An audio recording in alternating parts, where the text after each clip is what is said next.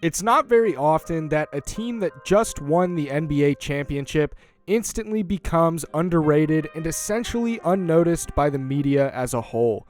But that's kind of what's happened here with the Milwaukee Bucks.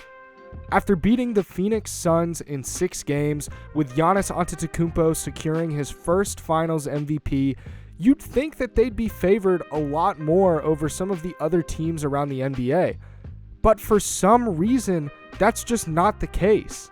In this video, I'm going to try and figure out why the Bucks aren't being given the recognition that they deserve in this upcoming season, as well as breaking down what they did this offseason that I think is going to help them going forward. If you're new to the channel, I'm Alex. I'm posting NBA content all the time, so if you love the NBA, be sure to subscribe and leave a like on the video. Enough said, let's get right into it.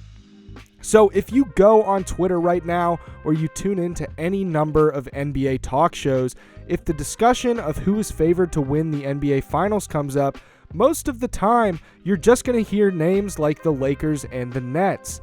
These teams are being projected to win it all far more often than the defending champions, the Milwaukee Bucks. But why are the Bucks not being expected to win another title? And to be honest, it probably is just the media bias and narrative. We saw Stephen A. Smith going as far as making fun of the city of Milwaukee last season, calling Milwaukee a quote-unquote terrible city. The truth is, the media just doesn't want teams like the Bucks and some of these other smaller market contenders to win, simply because they don't want to travel to those cities and they'd rather go to places like Los Angeles and New York.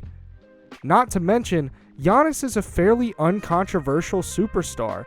The media wants the controversial superstars to be in the limelight because they bring in viewers, they bring in clicks, they bring in ratings. So they talk about these teams like the Lakers and the Nets because when you look at the rosters for those teams, they've got guys like LeBron James, Kevin Durant, James Harden, Kyrie Irving, Russell Westbrook.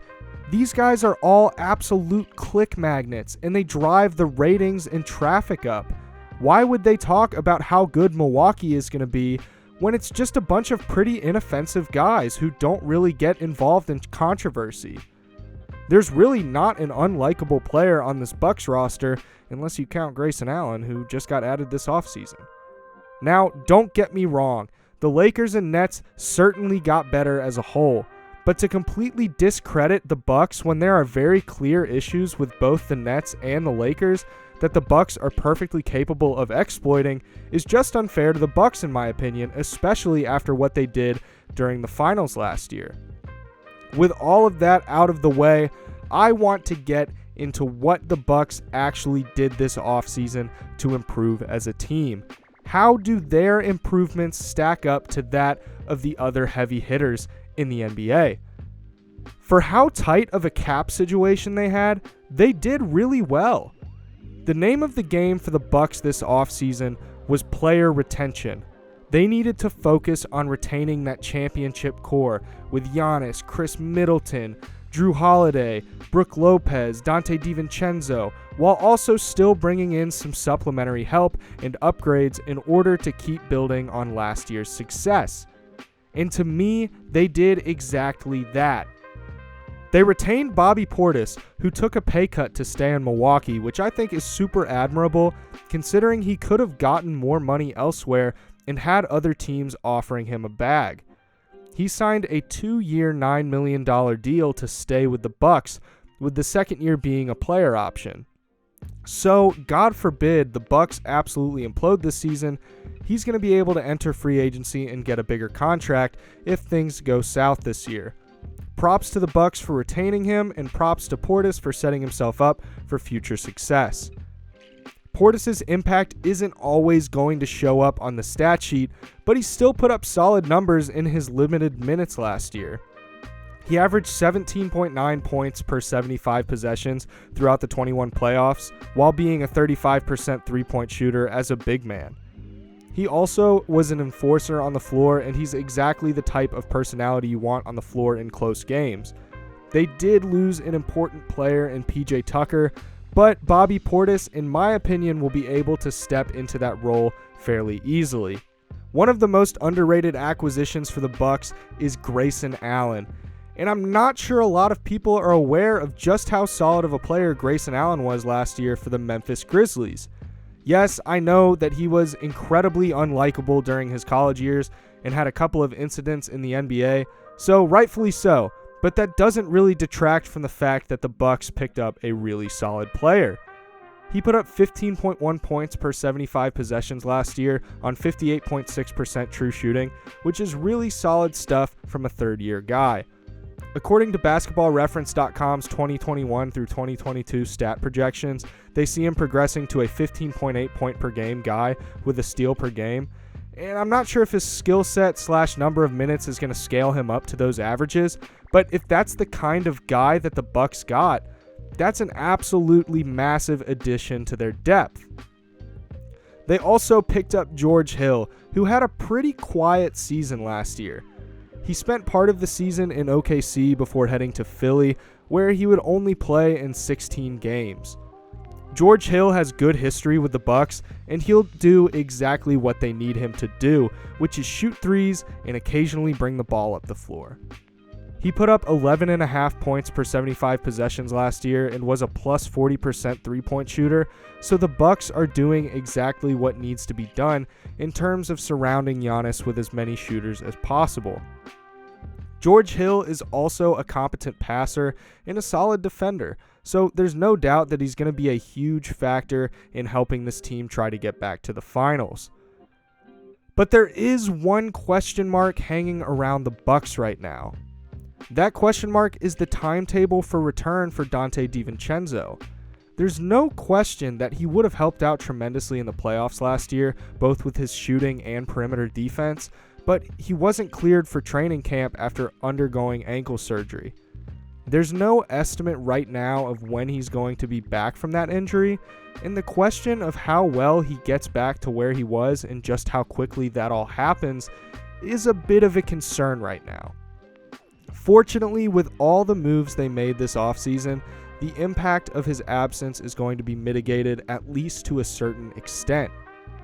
They still have some interesting pieces even deeper in their bench as well, like Jordan Nwora and Jalen Lecque.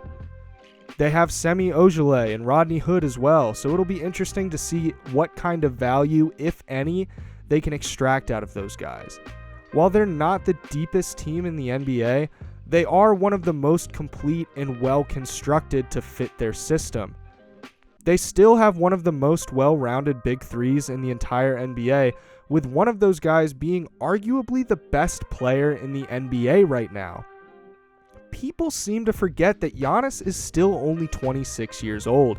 He's shown that he has the work ethic to continue to improve, and if he even gets some semblance of a three-point shot, Giannis is going to be absolutely unstoppable. Giannis finished 4th in MVP voting last year and was a victim of voter fatigue, something that plagues multiple time / back-to-back MVPs. So now that he's a year removed from his last MVP, there's a chance we see him catapulted into those conversations again if the Bucks are fighting for the number 1 seed in the Eastern Conference. Jrue Holiday is as solid as they come, being one of the best point-of-attack defenders in the entire league. He was a bit inconsistent on offense, but with a year of playing under Coach Mike Budenholzer now under his belt, I imagine he'll adjust even more throughout this season. Chris Middleton is still improving despite being almost 30 years old. He has continued to be a hyper-efficient scorer while continuing to add to his offensive bag and improving as a defender and facilitator. I'm hoping to see more of the Middleton-Giannis pick and roll this year because last year it was one of the most unstoppable combinations in the entire NBA. So with all of that taken into consideration, why are the Bucks not being taken seriously as title favorites? They're coming off a championship, and though they may not have 2 top 10 players on one team like the Lakers and the Nets arguably do, they're still incredibly well-rounded and have one of the best players on the planet. You can probably chalk it up to media bias and big market bias, and just the fact that as much as it sucks to say if you're a Bucks fan, both of those teams just got better over the offseason. With that being said, I still think the Bucks are top 3 in terms of favorites to win the title, and I'm still not entirely sure that they aren't the favorite to repeat. So what do you think? Do you think that the Bucks are the favorite to win the title? Be sure to leave a comment below, and as always, if you're new to the channel, be sure to hit that subscribe button and leave a like on the video, because that's the best way to help me out with the YouTube algorithm. Be sure to check out the links in the description. Thank you guys so much for watching, and I will see you all in the next one. Thanks.